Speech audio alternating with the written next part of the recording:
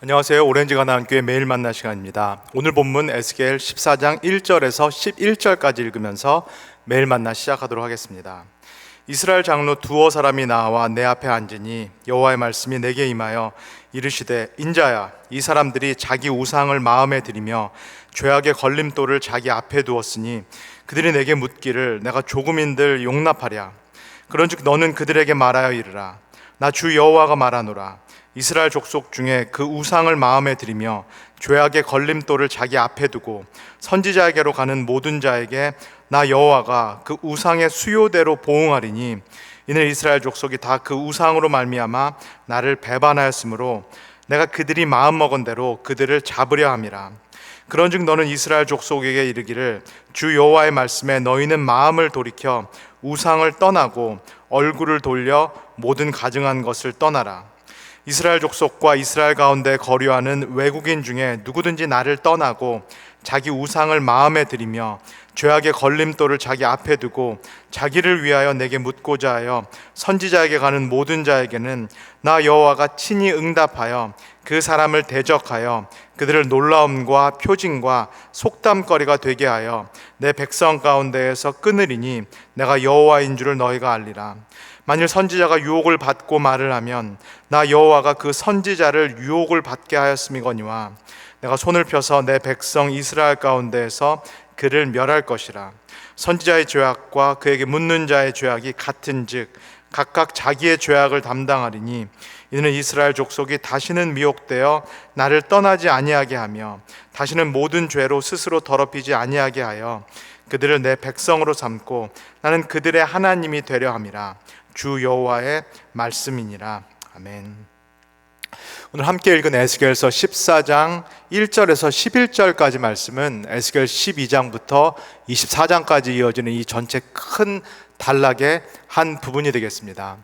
에스겔 12장부터 24장까지의 이 한 큰 단락은 주로 하나님의 징계 그리고 하나님의 심판에 대한 메시지입니다. 좀 더 구체적으로 587년에 예루살렘 성전이, 이 하나님의 집인 예루살렘 성전이 마침내 멸망할 것이다 라는 그 심판의 메시지가 이 전체 맥락을 차지하고 있습니다. 이 구체적인 역사적인 상황 가운데에서 특별히 바벨론의 그발강가에 지금 포로로 잡혀온 이 에스겔 공동체의 이 역사적인 상황 가운데에서 오늘 말씀을 한번 같이 나눠보도록 하겠습니다. 1절과 2절입니다. 이스라엘 장로 두어 사람이 나와 내 앞에 앉으니 여호와의 말씀이 내게 임하여 이르되, 이 포로 공동체 전체를 대표하는 이스라엘 장로들 두어 사람이 지금 에스겔 앞에 나와 있습니다. 그리고 이 장로들이 에스겔 앞에 앉았다라는 표현은 이 에스겔을 이제 이 포로 공동체를 섬기는 사역자, 예언자로 인정을 한다라는 이야기입니다. 그렇다면은 이 전체 이스라엘 백성을 대표하는 장로 두어 사람이 이 에스겔을 통하여서 어떤 하나님의 음성, 어떤 하나님의 메시지를 받기 위해서 지금 나왔을까요? 앞에서 설명드린 절대절명의 국가적인 위기 상황, 민족 전체가 재앙을 당하고 있는, 특별히 예루살렘 성전이 위태로운 이 상황에서 이 민족을 대표하는 이스라엘 장로들이 구체적으로 어떤 메시지, 어떤 응답을 받기 위해서 이 에스겔에게 나왔을까요? 희망의 메시지 그리고 소망의 메시지입니다. 이 상황에서 하나님께서 우리를 구원해 달라는, 하나님께서 이 상황에서 우리를 축복해 달라는 그런 메시지, 응답을 받기 위해서 이 장로들이 나왔습니다. 근데 하나님께서 에스겔을 통하여서 이 장로들에게, 민족 전체에게 답을 주시기 전에 에스겔에게 이렇게 물으십니다. 3절입니다. 인자야, 이 사람들이 자기 우상을 마음에 들이며 죄악의 걸림돌을 자기 앞에 두었으니 그들이 내게 묻기를 내가 조금인들 용납하랴. 하나님의 일종의 자조 섞인 질문입니다. 에스겔에게 하나님께서 이렇게 반문하십니다. 인자야, 에스겔아, 이 이스라엘 전체를 대표한다는 이 장로 두 사람이 내 앞에 나와서 지금 희망의 메시지, 소망의 메시지, 구원의 메시지를 구하고 있는데, 아니 나에게 그 메시지를 달라라고 지금 요청하고 있는데, 에스겔아, 사실 이들 마음속에 무엇이 있는지 아니? 이들이 마음속에는 사실은 우상을 섬기고 있으면서 마음에 우상을 들여놓고 지금 내 앞에 나와서 구원의 메시지, 희망의 메시지, 소망의 메시지를 달라라고 하고 있다. 내가 이 사람들의 요청에 응답하는 것이 합당한가? 내가 이 사람들이 나에게 요구하는 그 메시지를 주는 것이 옳은가? 하나님께서 지금 에스겔에게 이 자조 섞인 질문을 하고 계신 것입니다. 4절과 5절입니다. 그런즉 너는 그들에게 말하여 이르라. 나 주 여호와가 말하노라. 이스라엘 족속 중에 그 우상을 마음에 들이며 죄악의 걸림돌을 자기 앞에 두고 선지자에게로 가는 모든 자에게 나 여호와가 그 우상의 수요대로 보응하리니 이는 이스라엘 족속이 다 그 우상으로 말미암아 나를 배반하였으므로 내가 그들이 마음 먹은 대로 그들을 잡으려 함이라. 이 국가가 붕괴되고 있는 절대절명의 위기의 상황, 이 재앙이 들이닥치고 있는 이 상황에서 이스라엘 전체 백성 그리고 장로들은 희망과 소망의 메시지를 얻기 위해서 에스겔에게 찾아왔습니다. 그러나 에스겔을 통하여서 지금 선포되고 있는 하나님의 메시지는 그들이 기대했던 것, 그들이 바라는 것과는 정반대의 메시지입니다. 희망과 소망과 구원의 메시지가 아니라 오히려 징계와 심판의 메시지입니다. 이들이 마음속에 우상을 드렸기 때문에, 이들의 마음속에 하나님을 모셔드린 것이 아니라 우상을 드렸기 때문에 그 결과에 따라서 하나님께서 이스라엘과 예루살렘과 하나님의 집인 예루살렘 성전을 심판하시겠다라고 하나님의 이름을 걸고 맹세하고 말씀을 하고 계십니다. 여기서 우상을 마음에 들였다라는 이 표현을 우리가 깊이 생각해 볼 필요가 있겠습니다. 마음이라는 것은 인간의 중심을 말합니다. 특별히 의지의 영역이 포함된 우리가 의지적으로 활동하는 그 중심을 가리켜서 마음이다라고 이야기를 합니다. 이 이스라엘 백성들이 우상을 마음에 들였다라는 것은 이스라엘 백성들이 의지적으로 우상을 받아들였다라는 것, 의지적으로 우상에게 자신의 삶을 드렸고 자신의 마음을 커밋했다라는 것, 헌신했다라는 것을 얘기합니다. 단지 외적으로 어떤 우상에 이렇게 절했다라는 그 외적인 행동을 의미하는 것이 아니라 이미 내적으로, 내면적으로 우상에게 마음을 빼앗겼다라는 것, 그리고 우상에게 의지적으로 자신의 마음, 자신의 삶, 의지를 바쳤다라는 것을 의미를 합니다. 그렇다면 무엇이 우상이고 무엇이 우상 숭배가 될까요? 어떤 대상, 돌이나 나무나 강이나 태양 같은 어떤 피조물에 대해서 절하는 행위, 소위 말하는 이 토속 종교, 토테미즘이 우상 숭배일까요? 아니면은 어떤 무당, 무속인 또는 예언을 하는 사람, 은사를 갖고 있는 사람들에게 찾아가서 돈을 주고 복채를 주고 그 사람들의 예언을 듣는 것, 미래에 대한 말씀을 듣는 것, 소위 말하는 무속 종교, 샤머니즘이 우상 숭배일까요? 아니면 현대인들이 많이 빠져 있는 물질을 숭배하는 것, 물질을 최우선의 가치로 두는 이 물질주의, 머티리얼리즘이 우상 숭배일까요? 우상과 우상 숭배는 이 모든 것들을 포함하지만 오늘 에스겔이 말하는 것처럼 사실상 우상 숭배는 우리의 마음 속에서 일어나는 것입니다. 우리가 의지하고 있는 것, 우리가 절대적으로 신뢰하고 있는 그 모든 것들이 사실은 우상이요, 우상 숭배가 될 수 있습니다. 그것은 어떤 대상이 아니라 사람이 될 수도 있습니다. 내가 가족에게 모든 마음을 두고 있다. 내 배우자, 내 자녀에게 모든 마음을 두고 있고 내 배우자와 내 자녀를 마치 하나님처럼 신뢰하고 의지하고 있다라면은, 마치 하나님과 같이 사랑하고 있다라면은 그 대상이 나에게는 우상 숭배가 될 수 있습니다. 목회자가 나에게 우상 숭배자가 될 수 있겠습니다. 내가 인간 사역자, 인간 목회자를 마치 하나님처럼 절대적으로 신뢰하고 있다면은, 이 목사님을 통해서만 내가 은혜를 받을 수 있고 내가 이 목사님을 통하여서만 위로의 말씀을 들을 수 있다라고 생각하는 경우, 그렇다면은 나는 하나님이 아니라 인간 사역자, 인간 목회자를 절대적으로 신뢰하고 있는 것입니다. 하나님이 아닌데, 피조물에 불과한데, 그래서 하나님과 같은 능력이 없음에도 불구하고 마치 하나님처럼 나의 마음, 나의 의지, 나의 신뢰를 절대적으로 두고 있는 그 대상, 그리고 그 사람이 바로 우상이요, 우상숭배 행위가 될 수 있습니다. 이 하나님께 소망과 희망의 메시지를 듣기 위해서, 아니 요구하기 위해서 찾아온 이 이스라엘의 장로들, 그러나 사실 그 마음속에 다른 우상들을 겸하여 섬기고 있는 이 이스라엘 장로들에게 하나님께서 에스겔을 통해서 선포하십니다. 6절입니다.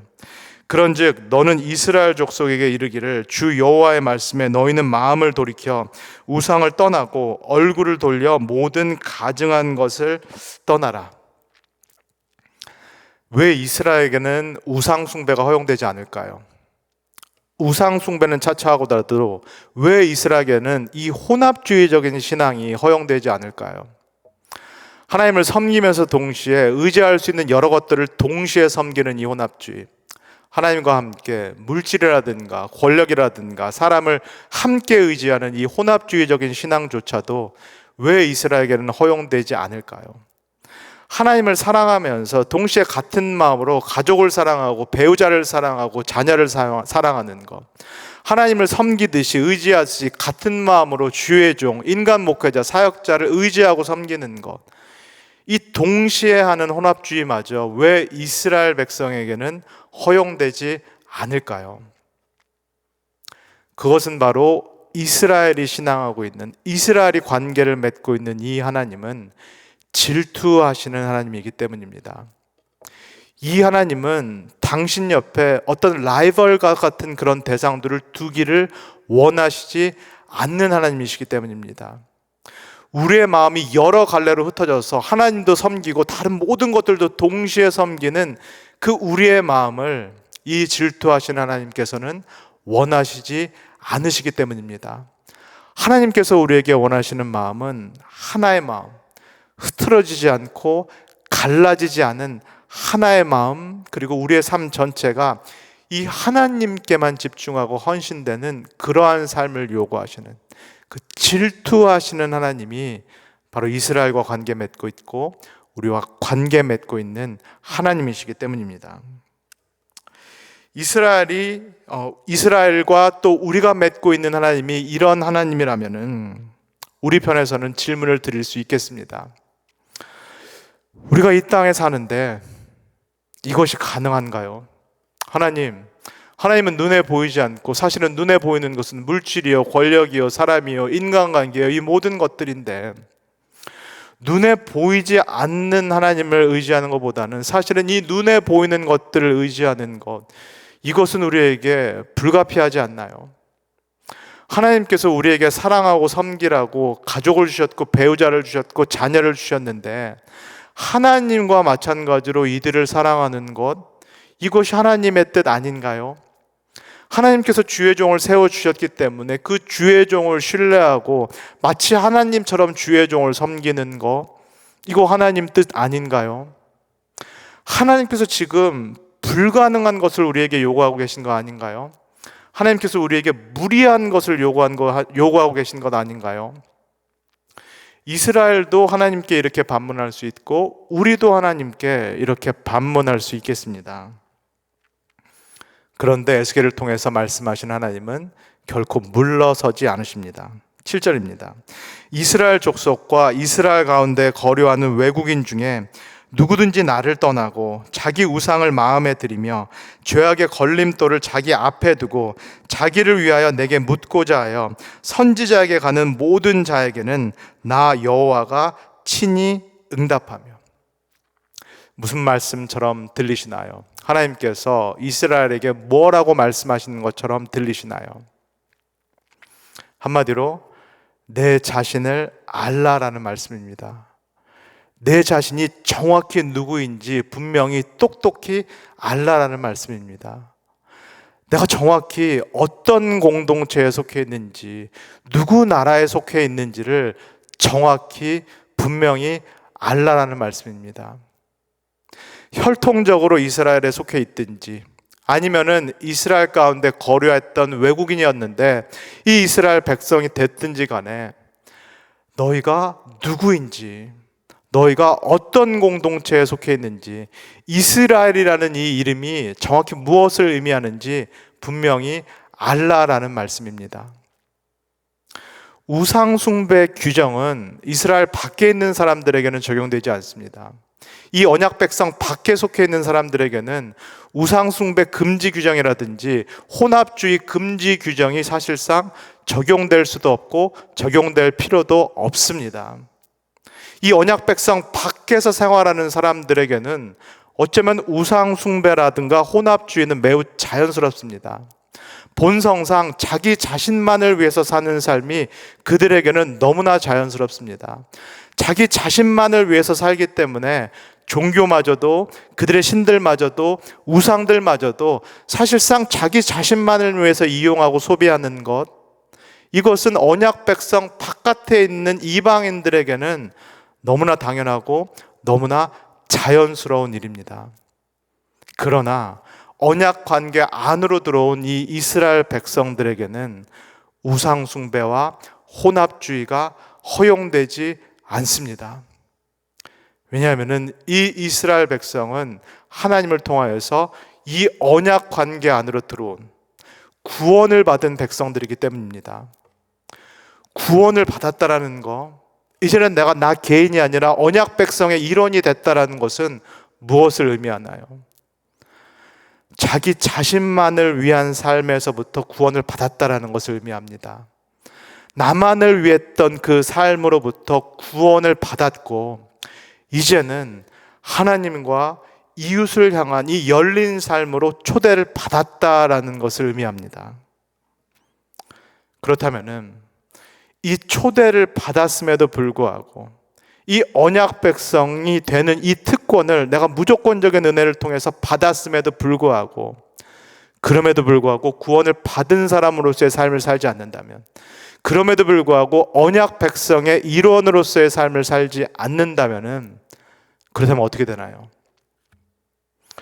아무 일도 일어나지 않나요? 이미 구원을 받았기 때문에, 이미 언약 백성이 됐기 때문에 실제로 그런 삶을 살지 않아도 내 삶에 아무 일도 일어나지 않나요? 8절입니다. 그 사람을 대적하여 그들을 놀라움과 표징과 속담거리가 되게 하여 내 백성 가운데에서 끊으리니 내가 여호와인 줄을 너희가 알리라. 언약 백성이 아닌 사람들, 이방인들은 그렇게 살아도 우상 숭배를 하건 혼합주의적인 신앙생활을 하건 그들에게는 아무 일도 일어나지 않을 수 있습니다. 그러나 이스라엘 백성은 다릅니다. 하나님께 구원을 받았고 이 언약 관계 안으로 들어온 이 이스라엘 백성이 이방인들과 똑같이 우상 숭배를 하고 이들과 똑같이 혼합주의적인 신앙생활을 할 경우 무슨 일이 일어납니다.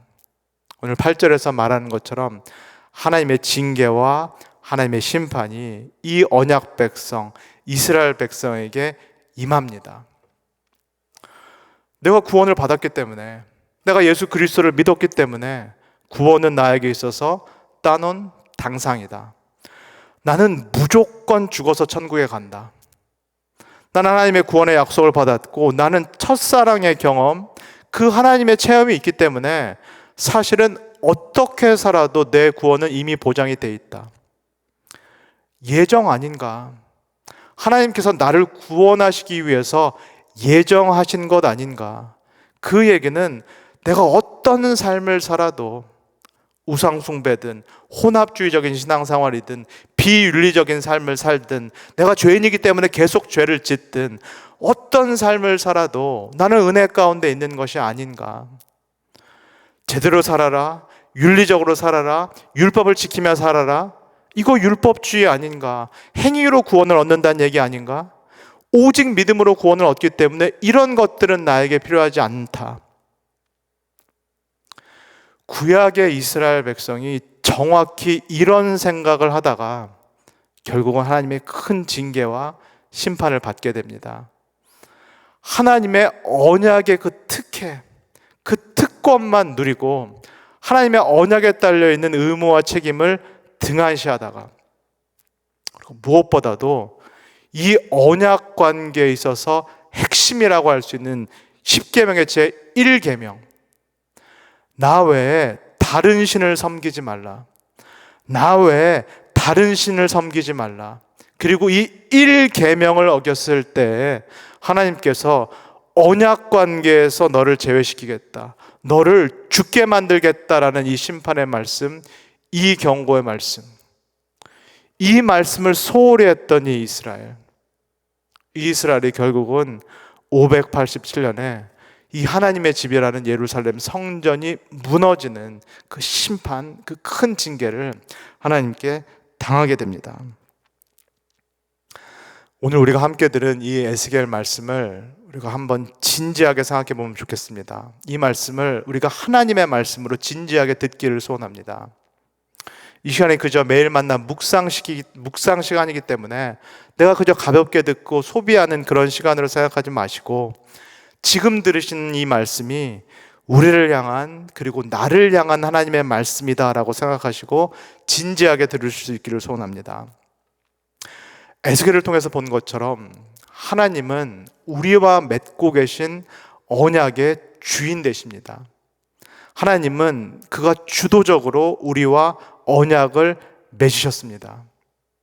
그 이야기는 반대로 이 언약의 주인 되신 하나님께서 그가 주도적으로 맺으신 이 언약을 마찬가지로 주도적으로 주권을 가지고 취소하실 수도 있고 파괴하실 수도 있는 그런 하나님이심을 의미합니다. 한 번 구원이니 영원하다. 내가 구원을 받았기 때문에 취소되지 않는다. 내가 어떤 행위, 어떤 윤리적인 삶을, 비윤리적인 삶을 살더라도 내가 받은 구원과는 무관하다. 오늘 에스겔을 통해서 하나님께서 말씀하신 것처럼 그렇지 않다라고 말씀을 합니다. 정확히 이런 생각을 하다가 이 이스라엘의 심판을 받았다라는 것을 우리가 진지하게 생각하기를 원합니다. 우리가 관계를 맺고 있는 이 여호와 하나님은 질투하시는 하나님입니다. 당신과 동일한 선상에 그 어떤 대상도 놓기를 원치 않으신 하나님. 우리의 마음이 하나님도 섬기고 마치 보험을 들듯이 이것저것 여러 가지를 동시에 신뢰하고 섬기는 것을 절대로 허용하지 않으시는 하나님이 우리가 관계 맺고 있는 언약의 주인이신 이 이스라엘의 하나님이신 것입니다. 징계와 심판을 통해서라도 우리를 다시 하나님께로 돌리시기를 원하시는 이 하나님, 우리의 빼앗긴 마음, 우상에게 빼앗긴 이 마음을 징계를 통해서라도 다시 당신께 돌리기를 원하시는 그 하나님이 우리의 하나님심을 기억하면서 오늘 이 아침, 오늘 이 하루도 다시 한번 우리의 전 인격, 전 삶, 무엇보다도 우리의 전 마음을 오직 하나님께만 드릴 수 있는 우리 모두가 되기를 주님의 이름으로 간절히 소원합니다. 다 같이 기도하겠습니다. 사랑해 주님 감사합니다. 하나님, 에스겔을 통해서 계속해서 우리가 듣는 이 하나님의 말씀을 무겁고 진지하게 듣기를 소원합니다. 이 말씀을 단순히 인간의 말, 사역자가 전하는 인간의 생각으로 여기지 않게 하시고, 하나님, 에스겔을 통하여서 하나님의 말씀이 들렸듯이 오늘 우리가 들은 이 말씀이 하나님께서 나에게 하시는, 우리에게 하시는 하나님의 말씀임을, 그 경고와 징계의 말씀임을 우리가 깊이 진지하게 받아들일 수 있도록 우리를 축복하여 주시옵소서. 우리의 마음이 하나님 외에 다른 것에 누군가에 매여 있는 것들이 있다면은 하나님 아버지 그것에서 돌아설 수 있도록, 그것을 끊어낼 수 있도록 우리를 축복하여 주시옵소서. 우상 숭배라든가 혼합주의적인 생각, 신앙이 우리 안에 들어오지 못하도록 우리를 지켜주시고, 우리의 마음과 우리의 삶 전체가 나를 사랑하시는 그 하나님께 집중하고 오로지 그분께만 헌신할 수 있도록 우리를 축복하여 주시옵소서. 감사드리며 예수님의 이름으로 기도합니다. 아멘.